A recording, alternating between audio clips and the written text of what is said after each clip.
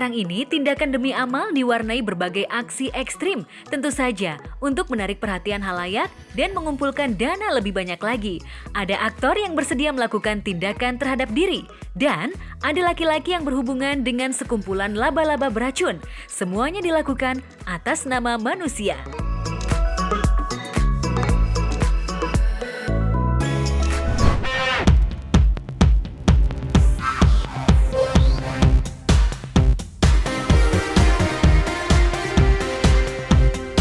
Membakar diri.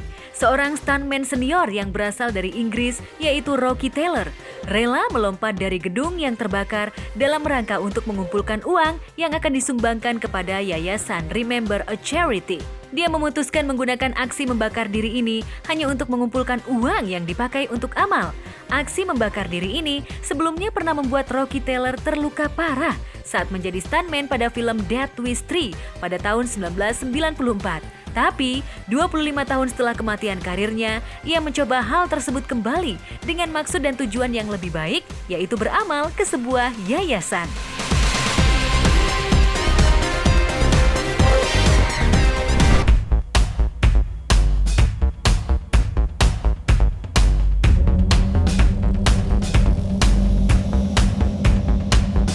Tinggal bersama laba-laba beracun.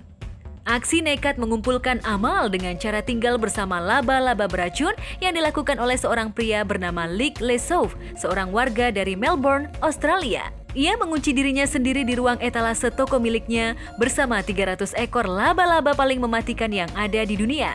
Aksi ini dilakukannya untuk mengumpulkan sumbangan dana sebesar $50.000 untuk yayasan yang mengkhususkan diri untuk membantu anak-anak.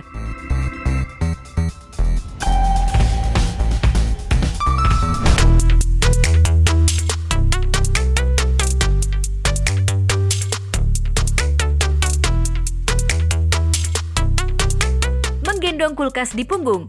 Hal ini dilakukan oleh kakek berumur 49 tahun bernama Tony Phoenix Marison. Beliau menggendong kulkas seberat 42,5 kg di punggungnya. Ya, kulkas ini setara dengan 40 liter air. Aksi ini dilakukan untuk menggalang dana bagi Bobby Robson Foundation yang melakukan penelitian untuk pengobatan kanker. Ternyata kakek yang satu ini juga pernah melakukan hal yang sama untuk menggalang dana juga, yaitu berlari maraton, tetapi tidak menggendong apapun.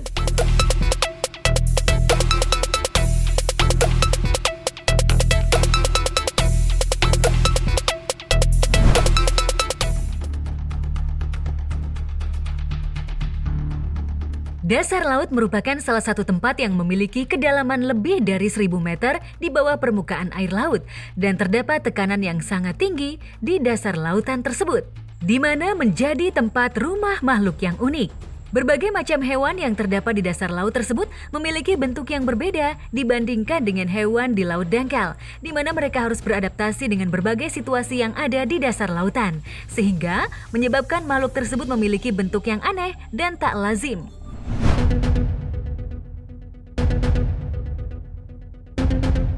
Vampire squid. Vampire squid merupakan hewan dasar lautan yang mempunyai bentuk tentakel layaknya sebuah payung, di mana hewan ini tergolong cephalopoda kecil.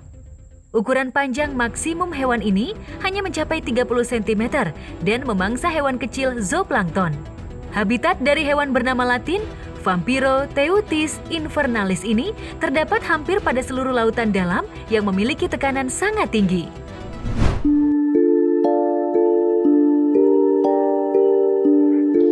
Sea devils merupakan salah satu ikan dasar lautan dengan bentuk yang aneh dan masuk dalam keluarga angelfish.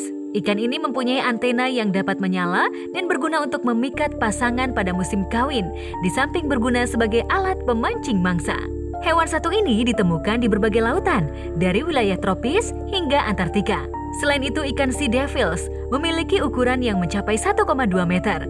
Namun, ukuran dari betina jauh lebih besar dibandingkan ukuran pejantan yang hanya sepanjang 14 cm saja.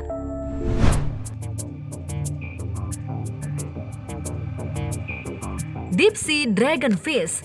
Deep Sea Dragonfish adalah ikan dasar lautan yang memiliki muka yang sangat unik dengan taring yang tajam.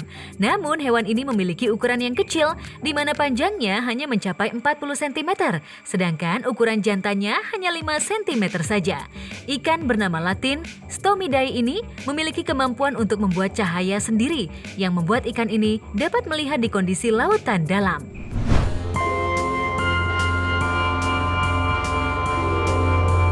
Frill Shark.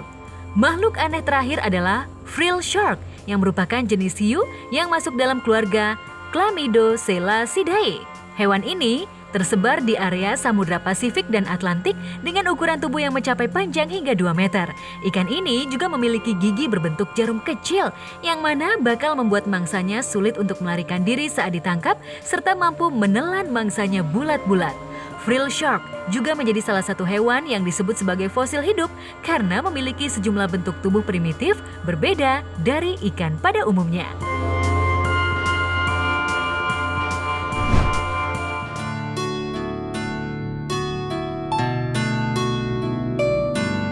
Bakat yang terpendam kini bisa ditonjolkan dalam ajang pencarian bakat yang banyak dibuat program televisi. Namun, bakat tersebut bukan hanya menonjolkan segi bakatnya saja.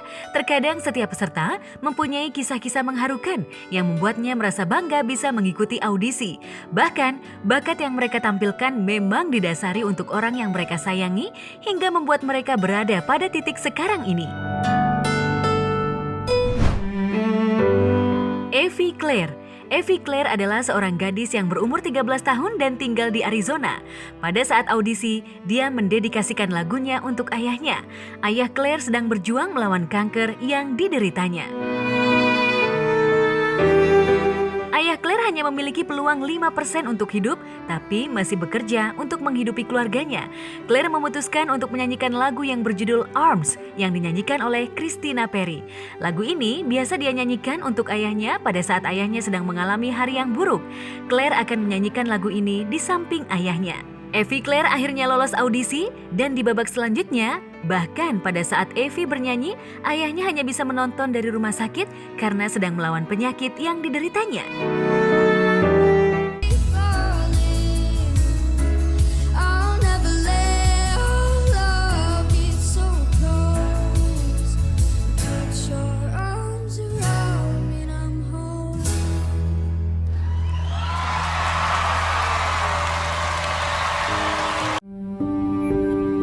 Johnny Shelton.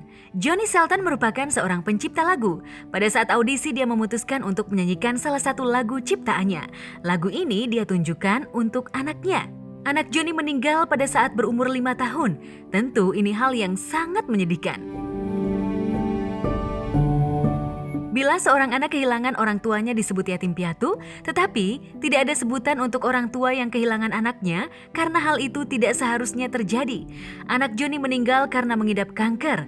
Lagu ini berjudul Daddy's Love. Chris selalu memberikan cinta dan kebahagiaan untuk anaknya, tetapi dia sadar orang yang dia cintai sudah tidak ada di sisinya lagi.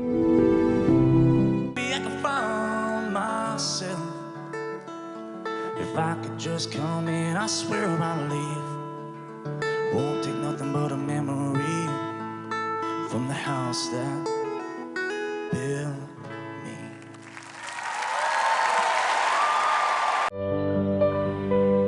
Josh Daniel.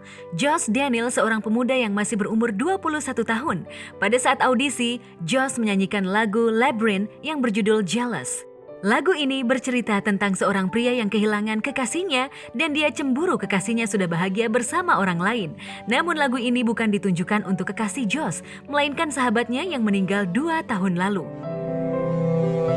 Simon Cowell yang menjadi juri terlihat menangis dan tidak bisa berkata apa-apa. Sampai acara selesai, Simon masih terlihat murung, padahal Simon terkenal sebagai juri galak dan jutek.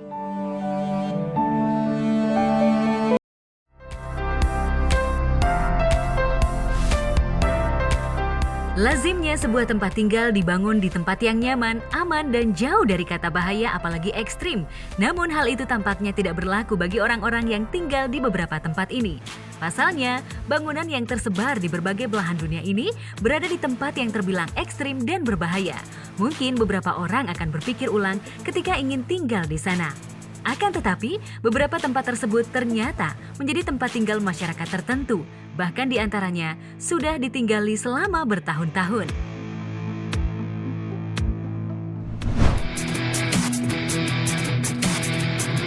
Kalapana, Hawaii. Pada tahun 1986, aliran lahar dari gunung berapi Kilauea yang ada di Hawaii mengubah Kalapana menjadi kota yang mengerikan. Namun, meski beberapa akses ke kota ini telah ditutup, beberapa orang dikabarkan masih tinggal di sana. Pada tahun 2010, hanya ada 35 rumah yang masih tersisa di Kalapana. Penduduk yang masih bertahan di Kalapana terbilang memiliki nyali yang besar, karena daerah ini cukup ekstrim mengingat letusan gunung yang bisa muncul kapan saja dan dapat membawa aliran lahar panas yang sewaktu-waktu dapat menerjang daerah tersebut.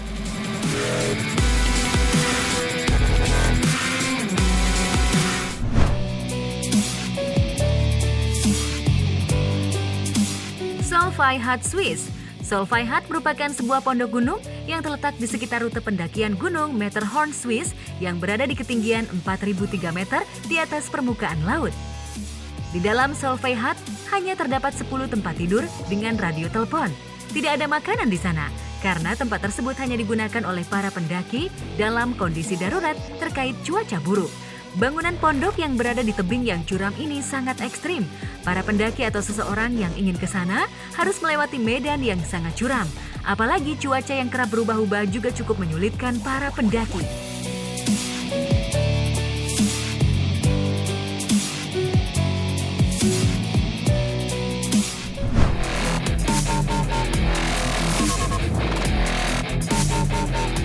Biara Gantung, China. Biara gantung dibangun di sekitar tebing dekat Gunung Heng.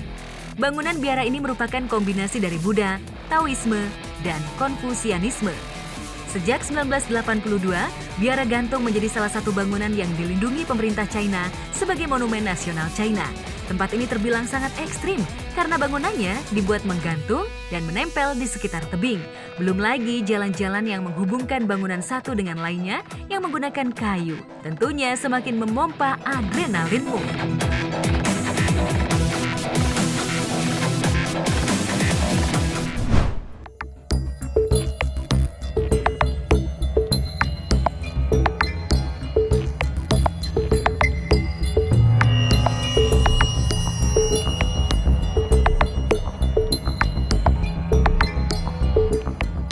Mengkonsumsi makanan sekaligus melakukan live streaming masih menjadi salah satu konten yang diminati banyak orang. Namun ternyata di balik konten ini terdapat beberapa kasus kematian yang dialami para pembuat konten atau streamer saat sedang menjalankan aksinya.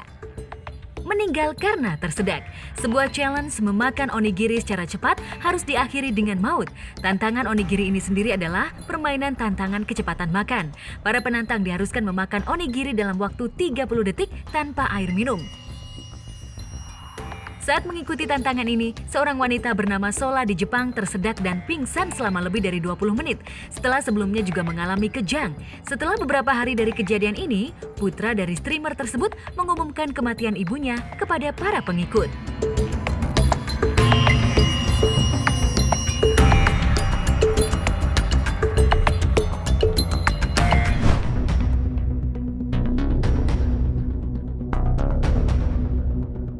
Seorang pria di China meninggal dunia setelah membuat video mukbang dengan memakan kelabang dan tokek. Pria 35 tahun tersebut merupakan seorang vlogger yang dikenal dengan sebutan Sun. Ketika itu, ia membuat challenge dengan memutar roda dan menentukan apa yang harus ia makan. Dengan bahan cuka, minuman keras, telur, ulat, tokek, kelabang. Sun tewas dengan dikelilingi barang yang menjadi tantangan mukbang tersebut. Sun diketahui mengkonsumsi tokek dan kelabang. Padahal, reptil seperti tokek memang dapat menjadi pembawa bakteri Salmonella.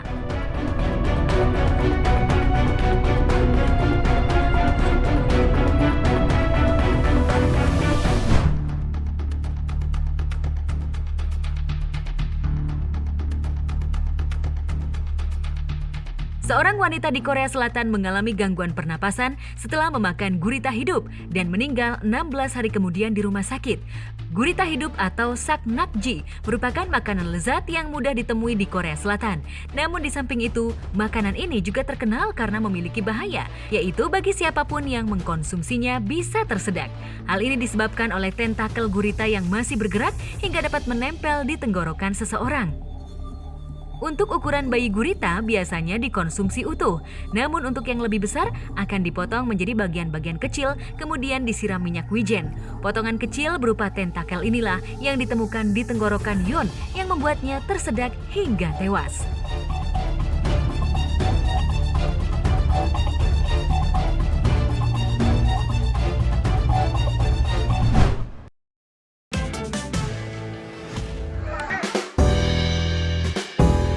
Banyak cara yang dilakukan pedagang agar menarik minat pembeli. Video pedagang kaki lima asal Klaten ini juga pernah viral. Lasono atau lebih dikenal dengan Pak Cemplon punya gaya unik nyaris humor saat menawarkan barang dagangannya. Banyolan atau kata-kata lucu mengalir begitu saja dari setiap barang yang ia tawarkan.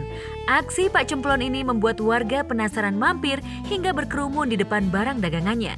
Sesekali ia melawak yang disambut tawa para pembeli. Tak sia-sia, gaya Pak Cemplon ini memang membuat dagangannya laris manis.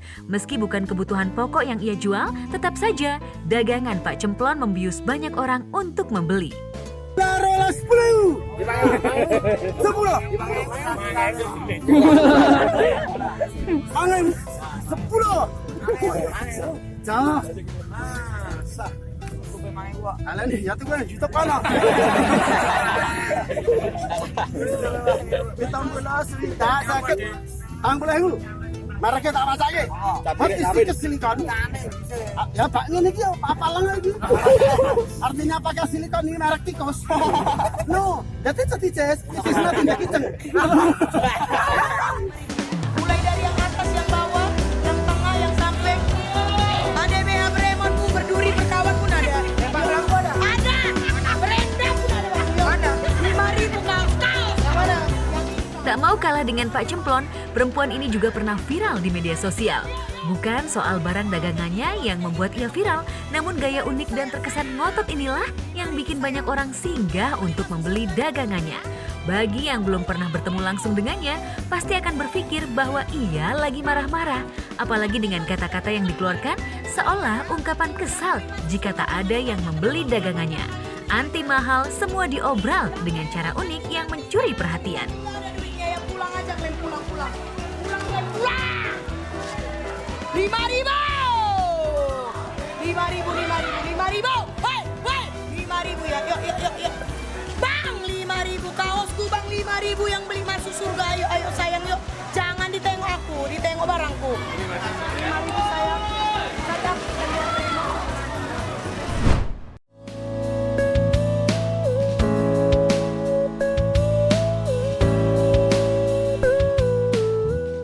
Indonesia terdiri dari banyak suku yang sangat kental dengan adat istiadatnya. Tidak heran jika setiap peristiwa penting dalam kehidupan kerap kali melibatkan tradisi, termasuk pula untuk acara pernikahan. Berikut tradisi pernikahan unik yang menarik perhatian. Pasangan pengantin baru tidak diperbolehkan buang air kecil dan buang air besar selama 3 hari berturut-turut. Tradisi unik ini dilakukan oleh suku Kidung yang ada di Kalimantan. Dalam tradisi ini, kedua pengantin dilarang masuk ke dalam kamar mandi. Untuk mendukung tradisi ini, mempelai pria dan wanita dalam 3 hari larangan buang air tersebut akan diberi makan dan minum dalam jumlah sedikit. Setelah 3 hari dilewati, maka mempelai pria dan wanita sudah bisa beraktivitas seperti biasa. Duduk bersama sang istri.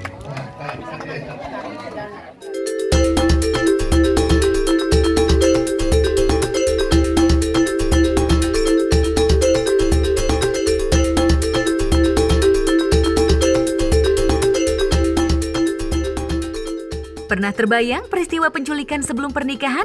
Kira-kira itulah yang diperagakan dalam tradisi pernikahan Merarik dari Lombok ini. Tradisi ini dilakukan oleh suku Sasak yang ada di Lombok. Sebelum pernikahan, calon mempelai wanita akan diculik oleh calon mempelai pria. Hal ini juga tidak perlu diberitahukan kepada kedua orang tua. Namun yang menjadi persyaratan penculikan adalah harus membawa kerabat maupun teman yang dijadikan saksi sekaligus pengiring dalam tradisi Merarik. Calon mempelai wanita yang diculik tidak semerta-merta dibawa ke rumah calon mempelai pria, melainkan harus di rumah kerabat calon mempelai pria. Setelah 1 malam menginap, calon mempelai pria akan mengirim utusan untuk memberitahu orang tua calon mempelai wanita bahwa anak mereka telah diculik.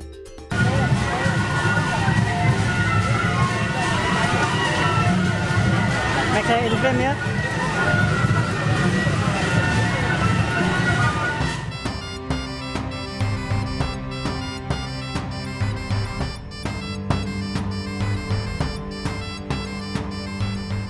Jika pernikahan umumnya menempatkan pihak laki-laki yang melamar perempuan, maka berbeda dengan tradisi pernikahan yang berasal dari Padang ini.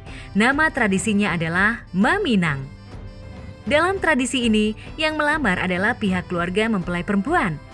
Terdapat beberapa tahapan yang harus dilalui untuk tradisi ini. Di antaranya adalah maresek dan batimbang tando. Kedua tahapan ini mengharuskan pihak mempelai wanita untuk membawa buah tangan seperti buah, kue basah, dan juga sirih.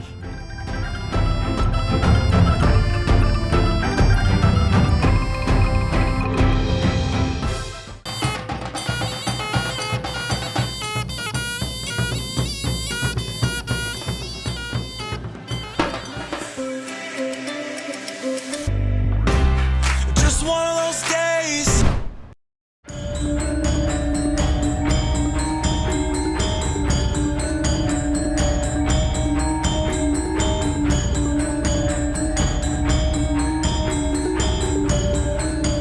Pulau Borneo atau Pulau Kalimantan memiliki hutan seluas 40,8 juta hektar, sehingga Pulau Kalimantan ini dijuluki sebagai paru-parunya dunia.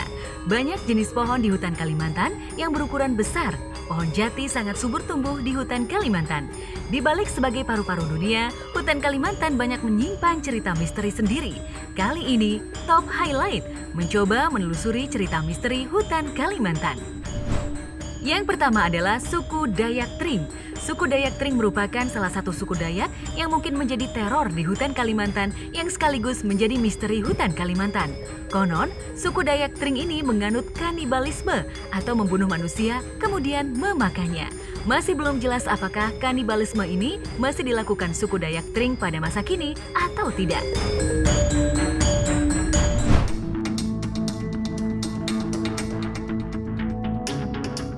Selanjutnya adalah siluman Mariaban yang suka menghisap darah manusia. Sekilas jika kita melihat gambar dari siluman Mariaban ini mirip dengan hantu genderuwo. Siluman yang ditutupi bulu yang sangat lebat ini bisa menculik manusia yang masuk ke dalam hutan Kalimantan untuk diminum darahnya. Makhluk ini biasa tinggal di pedalaman hutan Kalimantan, tetapi kadang-kadang bisa merapat ke pemukiman penduduk untuk memangsa manusia.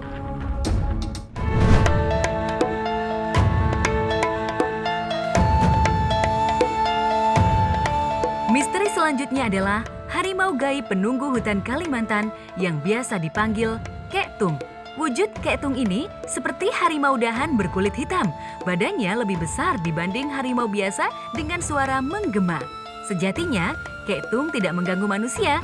Dan jika Kektung bersuara, itu pertanda buah-buahan di hutan Kalimantan sedang berbuah atau panen.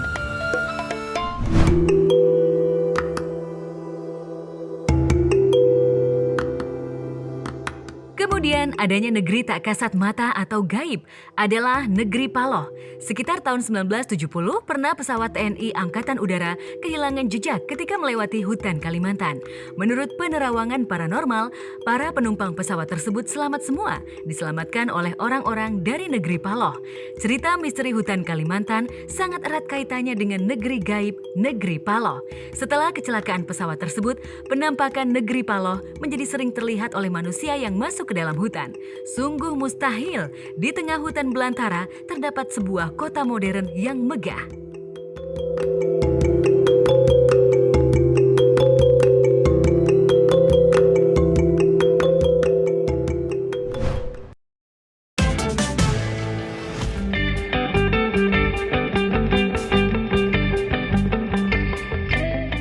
Manusia Pria dengan otak brilian memang selalu membuat kagum banyak orang karena kebanyakan orang dengan otak cerdas memiliki masa depan cerah dan hidup bergelimang harta berkat temuan atau karyanya yang dihargai mahal. Kebanyakan dari mereka pun menjadi populer di masyarakat. Namun, ibarat dua sisi mata uang, kejeniusan otak rupanya tak melulu membawa mereka pada kehidupan yang sempurna. Seperti yang terjadi pada beberapa orang berotak cemerlang berikut ini yang justru bernasib malang. Adalah Hypatia, putri cantik dari pustakawan Alexandria bernama Theon ini mengalami nasib malang karena melakukan penelitian ilmiah. Hypatia sendiri adalah seorang gadis yang menguasai matematika, ilmu pengetahuan alam, sastra, filsafat, hingga seni di masa Kekaisaran Romawi Timur. Dengan skor IQ lebih dari 190 di masanya, Hypatia menjadi seorang pendidik yang dihormati dan mendapatkan perhatian dari masyarakat hingga pejabat tinggi Alexandria. Sayangnya, ketenarannya ini ternyata memancing pihak yang iri dan berusaha untuk menyingkirkannya. Hingga di tahun 415 Masehi, Hypatia harus meregang nyawa dengan cara yang tragis. Ia ditangkap dan dibunuh karena dituduh sebagai penyihir akibat kecerdasannya itu.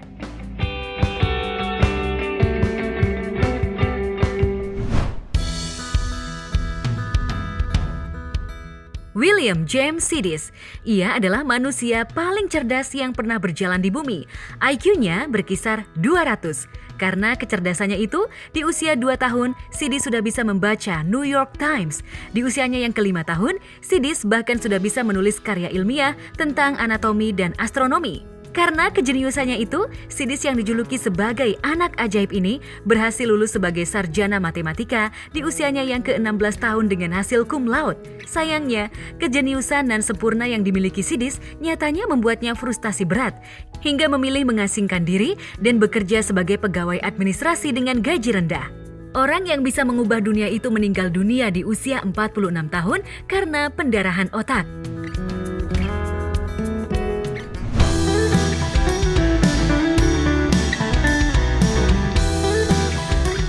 Tak hanya William James Sidis saja, Nikola Tesla juga masuk dalam deretan manusia berotak cemerlang, namun bernasib malang. Bagaimana tidak? Meski memiliki IQ di antara 160 hingga 310, pria yang lahir saat terjadi badai petir pada musim panas tahun 1856 di Serbia ini rupanya memiliki kemampuan yang luar biasa di bidang matematika dan merupakan pelajar berprestasi. Tesla sendiri merupakan penemu listrik arus bolak-balik. Tesla yang memiliki minat besar pada listrik rela menggunakan semua uangnya untuk menciptakan tenaga listrik yang aman bagi manusia. Sayang, kejeniusannya itu justru membawanya pada hidupnya pada titik terendah. Selain tak memiliki uang dan tabungan, Tesla juga meninggalkan utang di masa tuanya. Fisikiawan yang tinggal sendirian ini pun meninggal secara mengenaskan di tahun 1943 tanpa keluarga dan uang sepeser pun.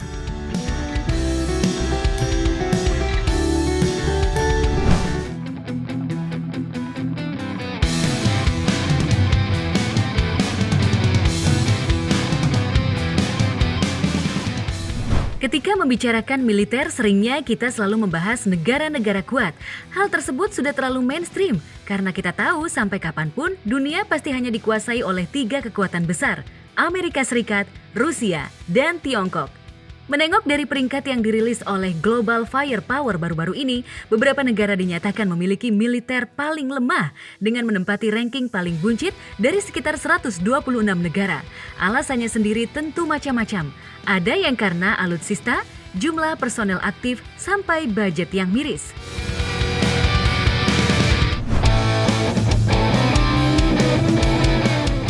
Republik Afrika Tengah. Berbicara soal kekuatan militer, negara ini juga sangat-sangat lemah. Misalnya saja, jumlah personel Republik Afrika Tengah hanya memiliki sekitar 4.500 saja. Soal alutsista, mereka juga sangat kurang. Negara ini hanya memiliki 4 tank, 2 helikopter, dan hampir tak ada alutsista laut yang dimiliki. Sangat lemah. Seumpama Indonesia menginvasi, NKRI bahkan tak perlu mengeluarkan setengah dari kekuatan militernya.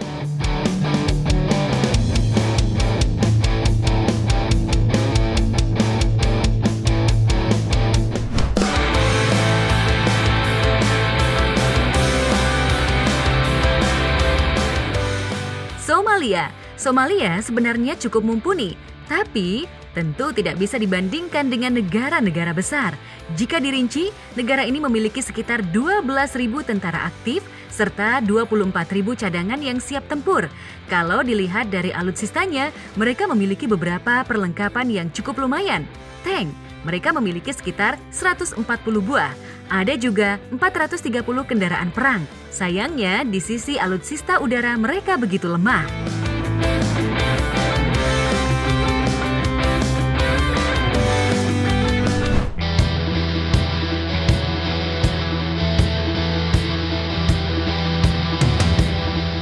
Panama. Ya, negara yang berbatasan dengan Costa Rica ini memang tidak memiliki apapun untuk diunggulkan di ranah kemiliteran. Dilihat dari jumlah personil, Panama hanya memiliki sekitar 12.000 tentara saja. Dan diperkirakan tak ada infanteri cadangan seperti negara-negara lain. Dilihat dari alutsistanya, mereka juga tak punya banyak. Di darat, Panama hanya memiliki 65 kendaraan taktis saja. Tidak ada tank atau mobil pengangkut rudal. Di alutsista udara, mereka pun hanya punya beberapa pesawat dan helikopter. Itu pun tak ada yang bisa dipakai perang.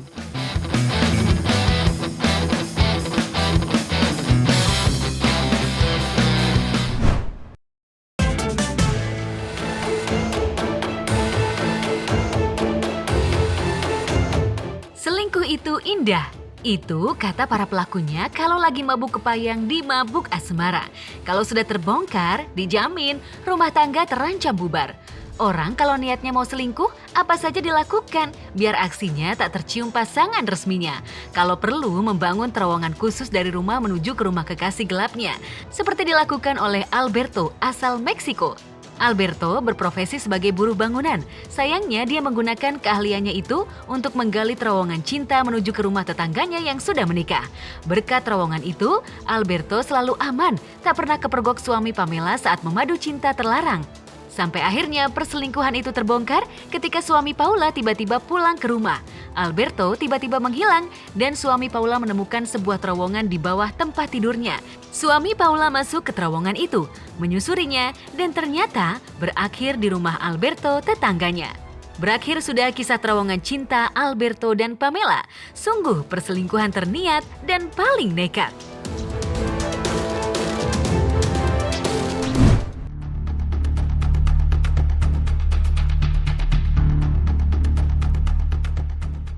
Ada yang bikin terowongan cinta, dan ada pula yang tega membobol sebuah tanggul untuk memuluskan niat selingkuh.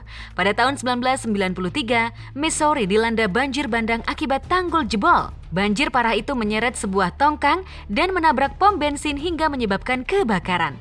Banjir menyapu semua jembatan di daerah itu. Seorang penduduk lokal bernama James Scott tampil di wawancara media lokal soal penyebab banjir. Dia mengaku sebelumnya sudah memperkuat tanggul, tetapi ketika pergi untuk minum, tanggul itu jebol. Namun James Scott rupanya berdusta. Polisi menyelidiki kasus tanggul jebol itu dan mengarah pada nama James Scott. Kepada temannya ternyata Scott mengaku sengaja merusak tanggul biar banjir meluap. Tujuannya sungguh tak masuk akal, yaitu agar istrinya tak bisa pulang. Dengan begitu Scott bisa aman berselingkuh dengan kekasih gelapnya. Ini namanya selingkuh membawa petaka buat seluruh isi kota.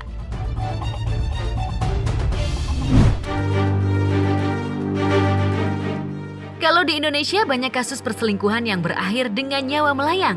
Namun kasus di Ponorogo ini bikin banyak orang tercengang. Seorang suami yang baru pulang bekerja sebagai TKI di Korea Selatan kecewa berat mendapati istrinya telah berselingkuh. Suami yang patah hati ini pilih untuk menyalurkan sakit hatinya dengan cara merobohkan rumahnya. Padahal, rumah tersebut dibangun dari hasil keringat bekerja bertahun-tahun sebagai TKI. Suami yang kalap ini kembali ke Korea Selatan dengan hati terluka. Dia memerintahkan orang untuk menghancurkan rumahnya yang penuh kenangan buruk. Rumah itu akhirnya rata dengan tanah, hancur sehancur hati pemilik rumah.